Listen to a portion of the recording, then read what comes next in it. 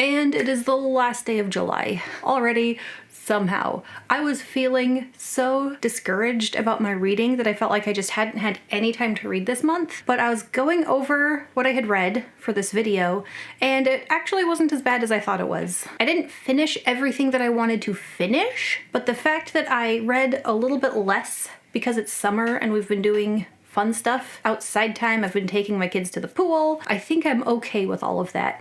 So starting with the wrap-up part, I was only one chapter into Mistress of Dragons by Margaret Weiss when I made the last wrap-up video, and while it started strong, it didn't end up staying interesting enough for me to keep going. I did make a video on my feelings about it. I think I did read up to like 100 pages before just being like, I'm not spending my time on this. And then I read the last chapter and I was really glad that I just skipped it. So this would be another DNF. I've only had a couple of those this year so far. And then I did continue a little bit through my backlog of books, and the next one I read, which I really enjoyed, Here There Be Dragons by James A. Owen. I did make a review of this one already also.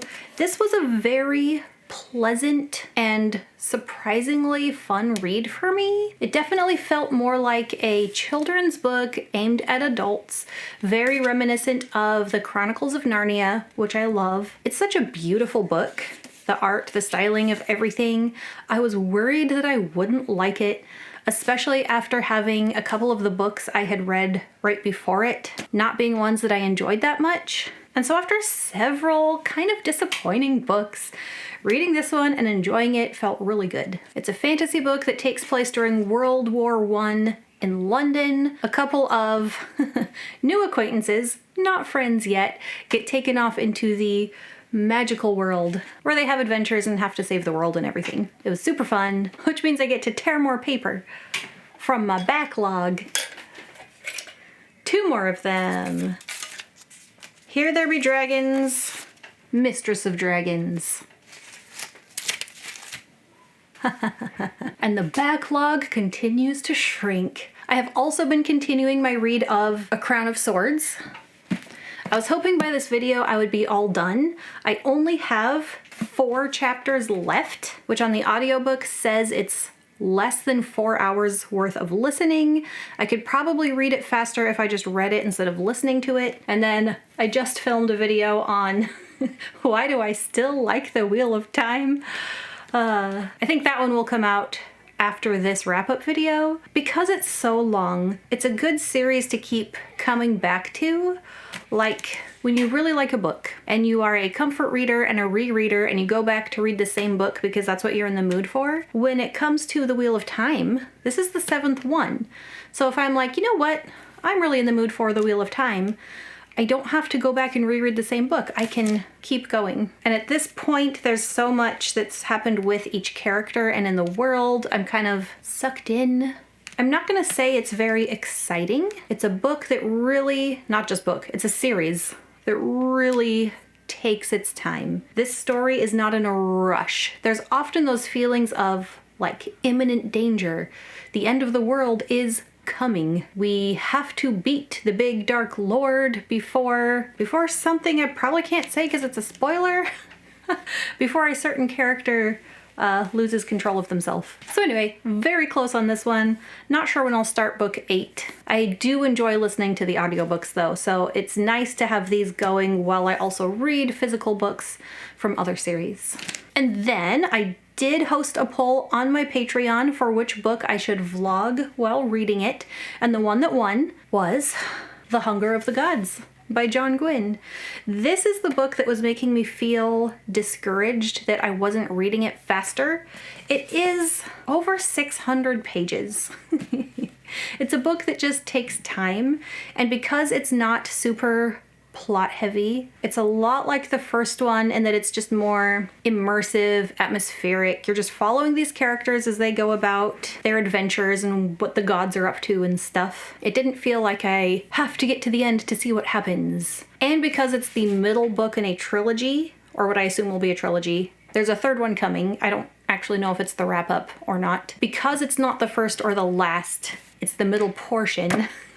It's not like the introduction to the story or the finale. It's almost like reading the middle of a much bigger book. And I have just over 100 pages left. I tried really hard to finish this before the end of July. It did not happen for me, but I am super close. super, super, super close. There are definitely characters that I find myself fond of and some characters that I really hate. And then once this is done, I will put together all my little clips from the reading vlog and then make a review.